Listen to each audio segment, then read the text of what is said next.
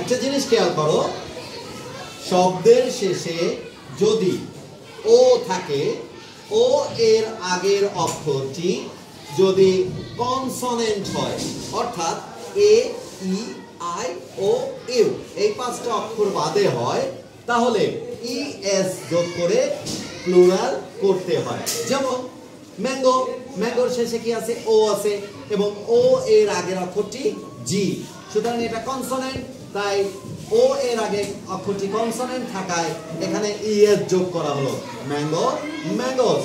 Potato শব্দের শেষে ও, ও এর পূর্বের অক্ষরটি টি, আই মিন কনসোনেন্ট, সুতরাং ই এস যোগ করে প্লুরাল করলাম।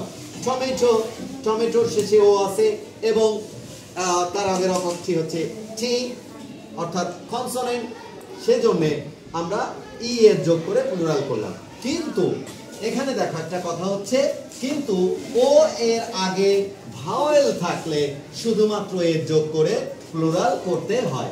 যেমন ব্যাম্বো, এবং ও, ও এর পূর্বে ভাওয়েল, অর্থাৎ আরেকটা ও আছে, এই জন্য শুধু এর, এবং শেষে ও আছে, ওর আগে আই আছে, আই মানে কনসোনেন্ট, সরি ভাওয়েল, এবং স্টুডিও, যে কারণে আমরা এখানে কি করলাম? স্টুডিওর সাথে এর যোগ করলাম।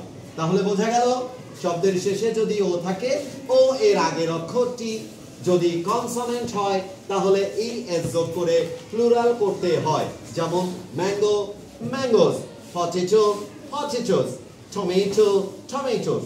কিন্তু ও এর আগে ভাওয়েল থাকলে শুধুমাত্র এস যোগ করে প্লুরাল করতে হয়। যেমন bamboo, bamboos, studio, studios. That's great.